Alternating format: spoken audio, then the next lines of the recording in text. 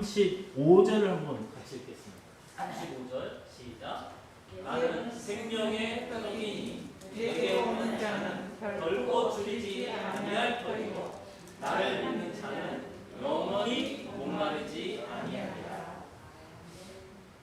자, 결코 줄이지 않고 영원히 목마르지 않는다. 이걸 어떻게 우리가 이해를 할 수 있을까요? 분명한 것은 우리 육체의 그 줄임과 갈증을 없애준다는 말은 아닙니다. 주님의 말씀은 인간은 빵과 물로서는 결코 채울 수 없는, 빵을 먹고 물을 마신다 해서 결코 해소할 수 없는 근원적인 갈망이 인간에게 있다는 거죠. 그래서 아무리 천년만년 먹거리를 막 쌓아놓고 허기진 배를 채운다 할지라도 그 먹는 것으로만은 인간은 만족할 수가 없다라는 사실입니다. 그러나 예수님이 주시는 생명의 떡은 인간의 근원적인 갈망을 완전히 만족해 하시고, 그래서 우리에게 빼앗기지 않는 기쁨을 허락해 주신다고 말씀해 주십니다. 다시 말해서 세상에 있는 것들로부터는 얻을 수 없는 만족과 기쁨을 예수님께서 우리에게 주신다는 말씀입니다. 여러분, 왜 인간은 이 세상에 있는 것들로부터는 만족과 기쁨을 얻지 못할까요? 두 가지를 말씀드릴 수 있는데, 첫째는 인간의 마음은 이 세상보다 크기 때문에 그렇습니다. 여러분, 인간은 사실 이 우주에서 먼지와 같은 존재일 뿐이죠. 우주는 어마어마하게 큽니다. 그 속에서 인간은 정말 먼지도 아닐 만큼 미미한 존재지만, 그러나 인간의 마음만큼은 우주보다 큽니다.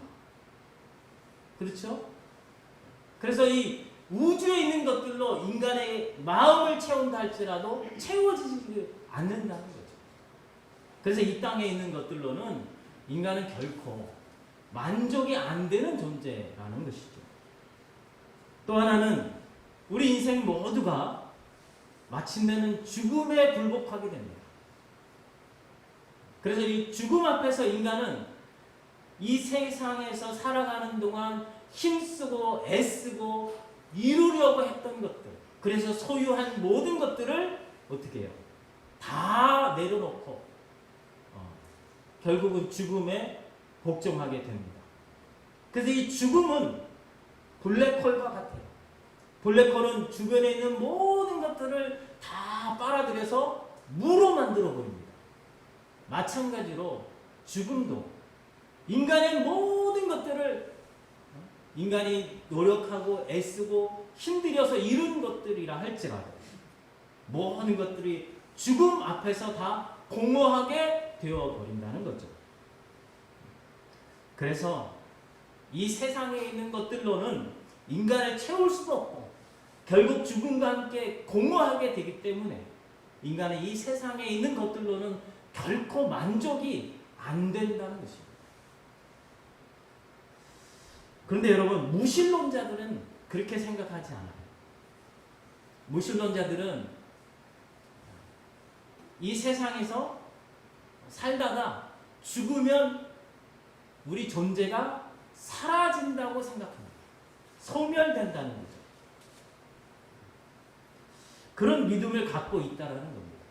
만약에 여러분, 인간이 죽음과 함께 심판도 없고 천국과 지옥도 없고 그냥 소멸되어 버려진다면, 그러면 인간의 모든 활동은 사실 아무 의미가 없어지는 거죠.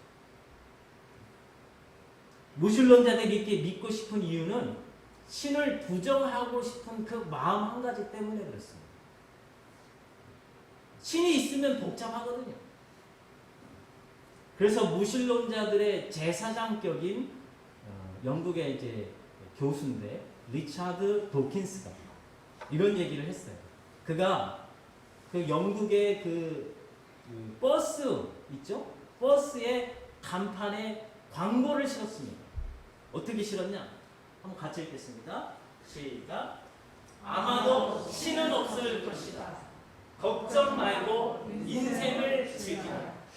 이런 광고문을 버스 광고에 실었어요. 많은 돈을 내서. 이 말이 뭘까요? 아마도 또 확신을 안 하는 거죠. 아마도 신은 없다. 신이 없다라는 건 뭡니까? 심판이 없다라는 거예요. 천국과 지옥도 없다라는 겁니다. 그러니 걱정하지 말고 인생을 즐기라는 거죠.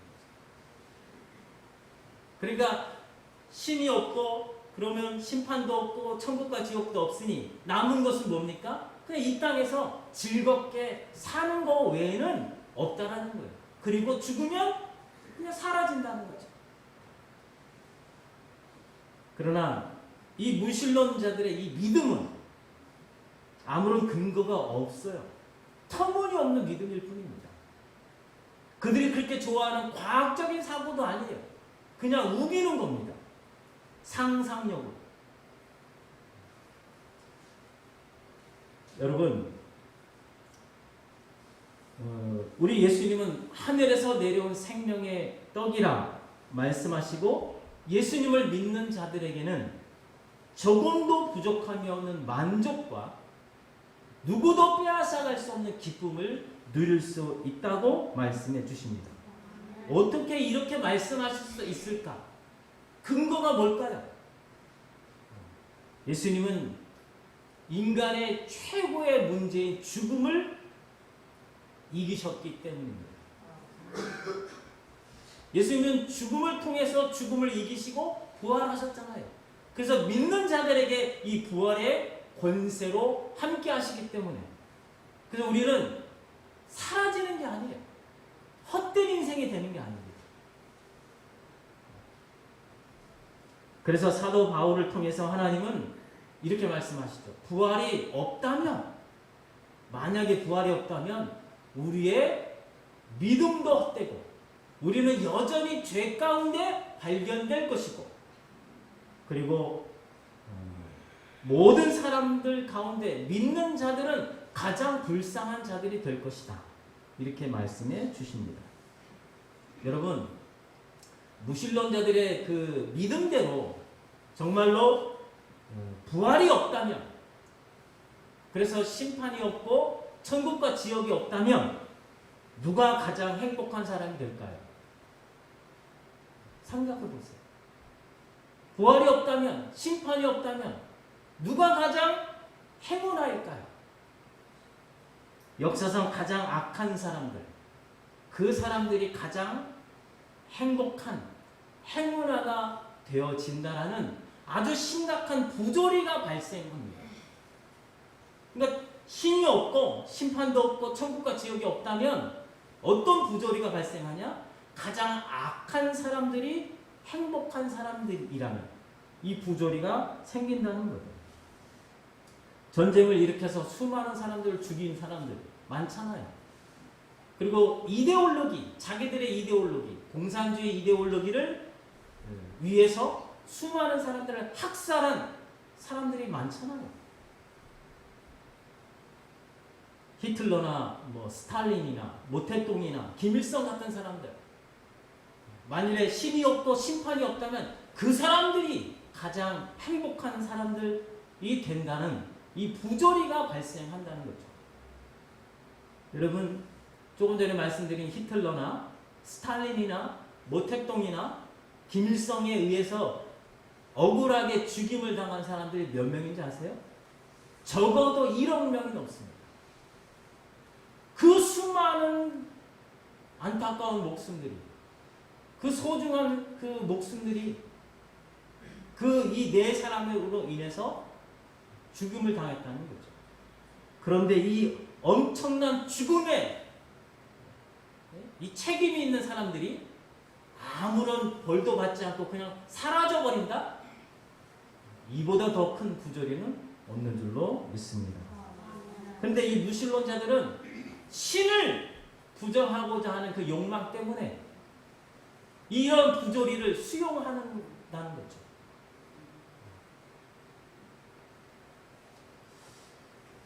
그러나 부활 생명이신 예수님은 오늘 본문 47절 48절에 보니까 믿는 자는 영생을 가졌나니 내가 곧 생명의 떡이라 이렇게 말씀해 주십니다.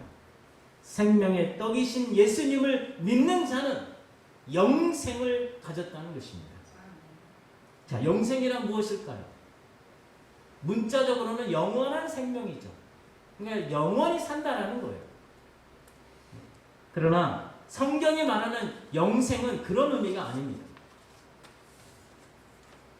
성경에서 말씀하는 영생은 생명의 근원 되신 하나님, 그분과 인격적인 교제 가운데 있는 상태, 그 상태를 영생이라고 합니다. 그래서 55절로 56절 같이 읽겠습니다. 시작. 내 살은 참된 양식이요 내 피는 참된 음료라. 내 살을 먹고 내 피를 마시는 자는 내 안에 거하고 나도 그의 안에 거하나니. 자, 내 살을 먹고 내 피를 마시는 자는 내 안에 거하고 나도 그의 안에 거하나니. 이게 사실은 믿지 않는 사람들이 들으면 굉장히 엽기적인 말이죠. 예수님의 살을 먹고 예수님의 피를 마셔? 굉장히 사실은 말도 안 되는 엽기적인 말이잖아요. 근데 예수님이 이렇게 하신 말씀의 의미는 뭐냐? 믿으라는 말이죠. 나를 믿는 자는 내가 그 안에 거하고 그도 나 안에 거한다. 이렇게 말씀하시는 겁니다. 이것이 바로 영생입니다. 예수님 안에 거하고 예수님과 더불어 친밀한 교제 가운데 살아가는 삶, 그것이 영생이에요. 그래서 이 영생에 대하여 다시 한번 여러분에게 짚어드리고자 합니다. 너무너무 중요한 거기 때문에 여러분이 꼭 기억하시고 여러분이 이 생명, 영원한 생명을 누리실 수 있기를 주님의 이름으로 축복합니다. 자, 예수님이 이 땅에 오신 목적이 뭐예요? 예수님이 이 땅에 오셨잖아요. 그 목적이 뭡니까? 요한복음 10장에 보면 내가 너희에게 생명을 주러 왔다 이렇게 말씀합니다. 생명을 주러 오셨어요. 그러면 우리에게 이미 생명이 있다면 예수님이 오신 것은 아무 의미가 없겠죠? 우리가 생명이 없으니까 그 생명을 주러 오신 거예요. 그렇죠? 그래서 하나님의 아들이 있는 자에게는 생명이 있고 하나님의 아들이 없는 자에게는 생명이 없느니라 이렇게 말씀하시는 겁니다. 자, 그래서 예수님이 생명이시다 이렇게 말씀하죠? 생명이시다라는 예수님이 생명이면 우리는 뭐라는 거예요? 우리는 생명이 아니다라는 거예요. 잘 들으셔야 돼요. 예수님이 나는 생명이다 이렇게 말씀하셨잖아요. 그러면 우리는 뭡니까? 우리도 생명이면 그게 아무 의미 없는 말이 돼버려요. 우리가 생명이 아니니까 그게 의미가 있는 겁니다. 그래서 제가 예전에도 말씀드렸죠. 당신은 여러분이 저에게 당신은 누구요? 이렇게 물었을 때 제가 나는 인간입니다. 그러면 답이 아닙니다. 왜? 여러분도 인간이니까. 그러니까 나를 나되게 하는 그거를 답을 해야 되는데 나를 나되게 하는 답은 안 하고 나도 인간이다. 나도 남자다. 그러면 답이 아닌 거죠. 그래서 당신이 누구요? 하는 이 질문에 대한 합당한 답은 나는 누구누구의 자식이고 누구누구의 아빠로서 송종철입니다. 이렇게 답을 해야 그게 답인 거죠. 이 말은 뭡니까? 예수님이 생명이다. 이렇게 말씀하셨다는 것은 우리는 생명이 아니다라는 거예요. 그래서 예수님이 생명이다라는 이 단어를, 이 문구를 우리가 잘 이해를 해야 합니다. 도대체 생명이란 뭘까요? 예수님은 생명이고 우리는 아니라고 그랬잖아요. 그럼 생명이 뭘까요? 흔히들 우리는 세상에서는 생명을 목숨과 동일하게 사용합니다. 그러니까 세상에서는 생명하고 목숨을 구분하지 않고 바꿔가며 써요. 그렇죠? 그런데 성경에서는 이 둘을 분명하게 구분합니다. 생명을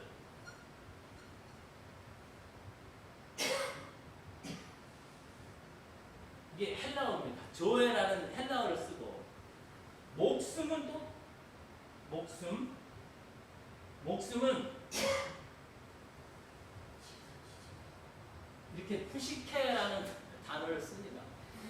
예, 몰라도 돼요. 그러니까 조에라는 것을 생명이고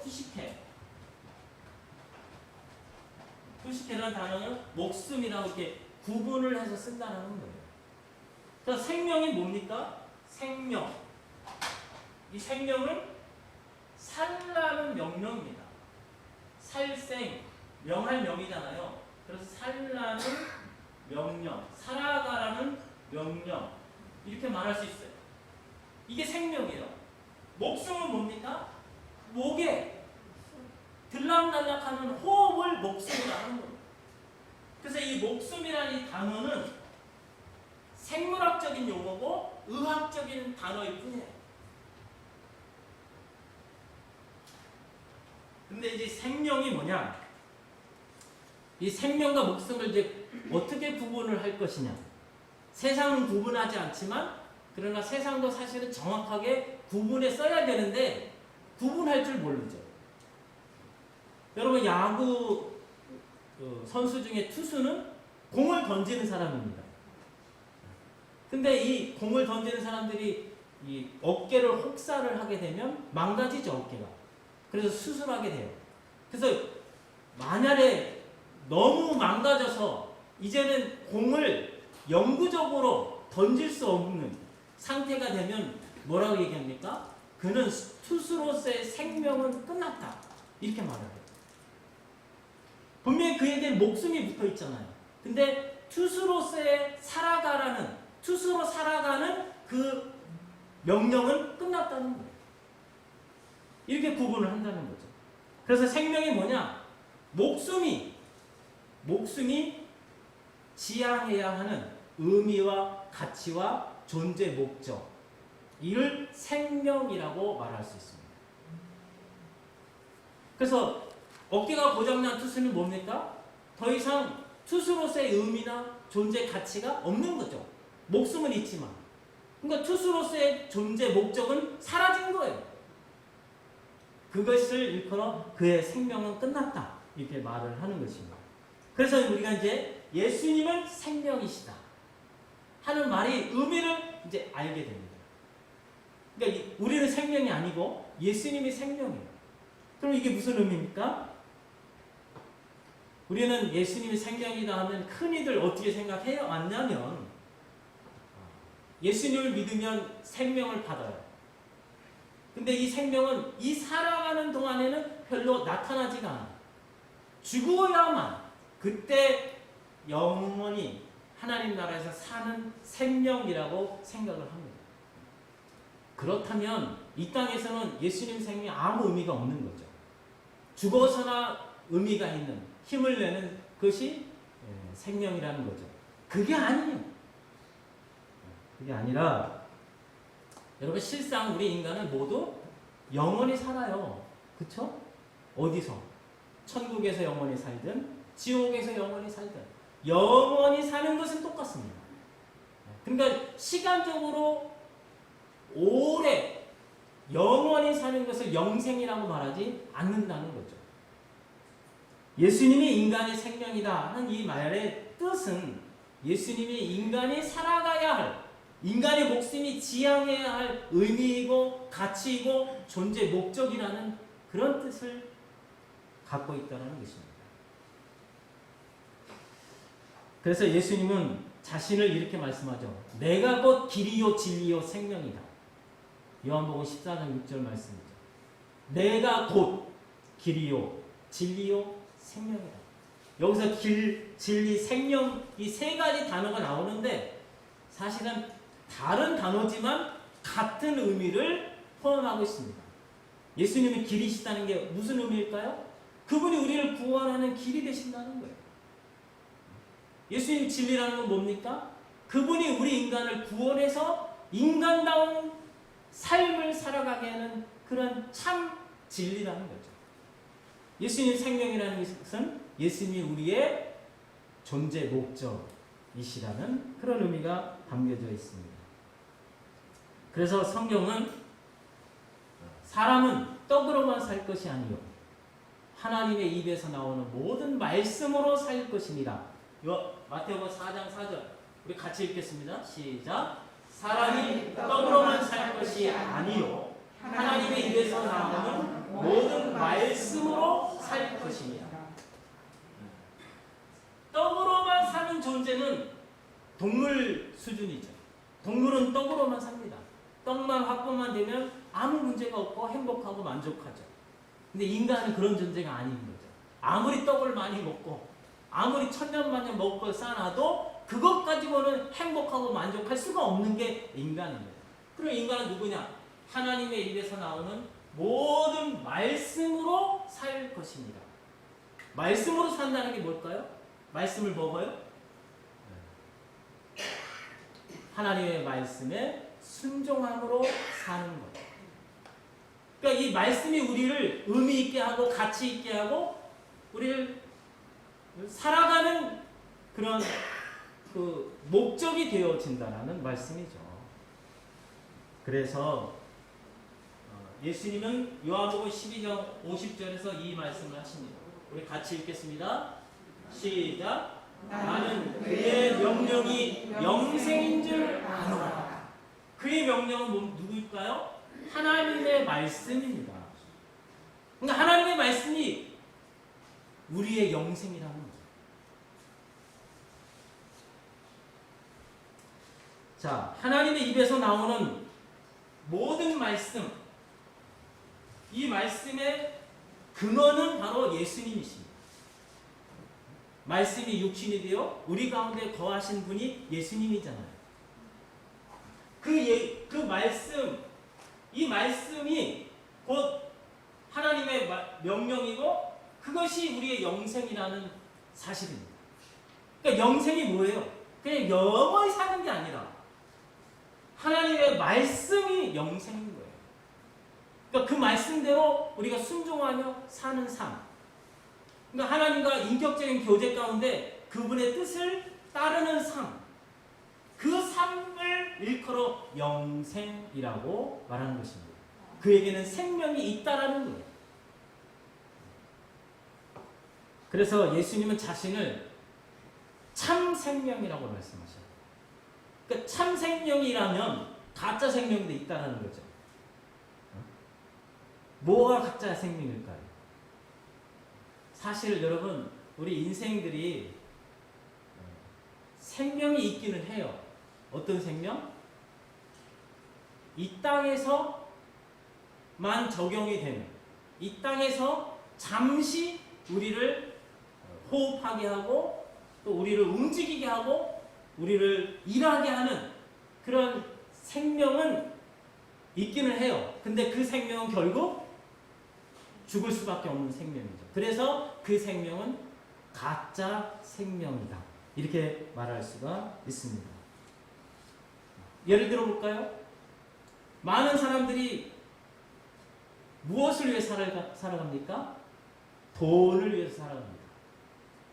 그렇죠? 돈이 그 삶의 중심에 있어요. 그래서 돈을 많이 벌면 행복하고 만족합니다. 그래서 일하는 목적도 돈을 버는 거예요. 돈에 이끌리는 삶을 살게 된다는 것입니다. 그럼 이 사람에게 생명은 무엇입니까? 돈이에요. 돈이 이 사람을 눈을 뜨게 하고 움직이게 하고 일하게 하고 노력하게 합니다. 그래서 돈이 이 사람의 삶의 의미이고 가치이고 존재 목적이 되어버렸다는 거죠. 그래서 이 사람에게 생명은 돈이 있는 거예요. 그런데 이제 부도가 나기도 하고 주식이 깡통이 되기도 하고 또 보증을 잘못 써서 다 그냥 돈을 이런 한 푼도 없이 그런 처지가 되면 사람들은 어떻게 해요? 살 의욕을 잃어. 그래서 극단적인 선택을 하는 분들이 많잖아요. 왜? 그동안에 이 돈이 나를 움직이게 하는 삶의 의미이고 가치이고 존재 목적이었거든요. 그게 돈이 생명이었어요. 근데 생명이 사라져버리니까 이제 살 의욕이 없는 거죠. 살아도 사는 것이 아닌 거예요. 그러니까 죽는 거죠. 또 어떤 사람은 낭만적인 에로스의 사랑을 추구하는 사람들도 있죠. 우리 젊은이들이 특히 그러겠죠.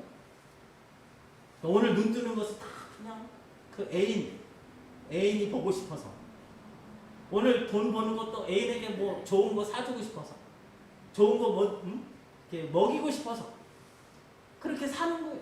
그 기쁨으로. 그러니까 그 낭만적인 사랑, 그 애인이 내가 살아가는 의미이고 가치이고 행복이라는 거예요. 존재 목적이 돼버린 거예요. 그럼 그에게 생명은 무엇입니까? 낭만적인 사랑, 에로스가 그에게는 생명이 되어버린 거죠. 근데 안타깝게도 그 낭만적인 에로스 사랑이 고무신을 거꾸로 신어버려요. 그럼 어떻게 돼요? 시리에 빠져가지고 살 의욕이 없는 거죠. 그래서 어리석게도 극단적인 선택을 하는 젊은이들이 있다라는 거죠. 다시 말해서 우리의 눈을 뜨게 만들고 나를 움직이게 하고 내가 노력하고 일하게 만드는 것이 이 세상에 있는 것들이라면 그는 결국 사망에 이르게 됩니다. 왜? 가짜 생명을 움켜잡고 있으니까. 그래서 그는 살았다는 이름을 가졌지만 실상은 죽은 자라고 성경을 말씀해 주십니다. 왜 그렇습니까? 재물이나 권력이나 인기나 명예나 에로스나 이런 모든 것들은 잠시 인간을 눈뜨게 하고 움직이게 하고 노력하게 하고 애쓰게 만들어요. 하지만 결국은 허망하게 되는 거죠. 죽음 안에 다 굴복하게 되어진다는 겁니다. 그래서 이 세상에 있는 것들을 사랑하는 자는 사실은 살았다는 이름을 가졌지만 죽은 자라고 성경은 말씀하시는 것입니다. 반면에 하나님의 말씀에 이끌리는 사람이 있어요. 하나님 말씀이 나를 눈뜨게 하고 나를 움직이게 하고 나를 일하게 만들고 나를 돈 벌게 만들고 그렇게 말씀에 이끌리는 사람, 그 사람에게 생명은 무엇입니까? 하나님의 말씀. 하나님의 말씀이 그에게는 생명이라는 겁니다. 그래서 요한복음 6장 63절 같이 읽겠습니다. 시작. 살리는 것은 영이니 육은 무익하니라. 내가 너희에게 이른 말은 영이요 생명이라. 육은 뭘까요? 세상에 있는 것을 대표하는 겁니다. 이 세상에 있는 것들. 그게 육이에요. 따라서 이 세상에 있는 것들은 우리를 살리지 못한다는 거예요. 우리에게 영생이 아니라는 겁니다. 결국에는 멸망과 죽음을로 끝나는 것이 이 육이라는 거죠. 따라서 이 세상에 있는 것들을 구하는 사람들 있잖아요. 이 세상에 있는 뭐 재물이든 권력이든 인기 명예든 에로스든 세상에 있는 것을 구하는 사람은 그 사람 죽은 자, 사망 아래 거하는 자입니다. 이 세상에 속한 것들은 결코 생명이 될 수 없다는 사실을 기억하시기 바랍니다. 반면에 예수님의 말씀은 영이요 생명입니다. 우리를 살린다는 거죠. 그러면 예수님이 참 생명이라는 이 말씀은 어떤 의미가 있을까요? 예수님만이 참 생명인 거예요. 그러니까 예수 의미이고 가치이고 존재 목적이고 참 생명이라는 말씀입니다. 사랑하는 성도 여러분, 이 세상에 속한 것들은 가짜 생명이고 오직 예수님만이 참 생명이라는 사실을 믿으시기를 축원합니다. 예수님의 말씀만이 우리 영의 양식이죠. 예수님의 말씀만이 우리 생명이고 그 말씀에 순종하는 자만이 생명의 풍성함을 누리게 될 줄로 믿습니다. 바라기는 여러분 모두가 영생의 양식으로 이 땅에 오신 예수님, 그분을 믿음으로 말미암아 풍성한 생명력을 누리시기를 주님의 이름으로 축원합니다. 유일한 생명의 떡이신 하나님 아버지, 오직 하나님의 말씀만이 죽은 자를 살리고 순종하는 자에게는 풍성한 생명을 누리게 하시는 줄로 믿습니다. 모든 인간의 참 생명이신 예수님만이 우리에게 참된 의미와 가치와 존재 목적이 되심을 고백하는 저희들로 인도하여 주시어서 생명의 풍성한 누리는 복됨을 누리게 하여 주옵소서. 지금은 우리 구주 예수 그리스도의 은혜와 하나님 아버지의 사랑하심과 성령님의 교통하심이 참 생명이신 예수 그리스도의 말씀에 순종하여 풍성한 생명을 누리기를 소망하며 세상에 나아가는 주님의 백성들 위에와 또 멀리서 기도함으로 함께하는 주님의 몸된 지체들 위에 이제로부터 영원까지 함께하옵시기를 축원하옵나이다. 아멘.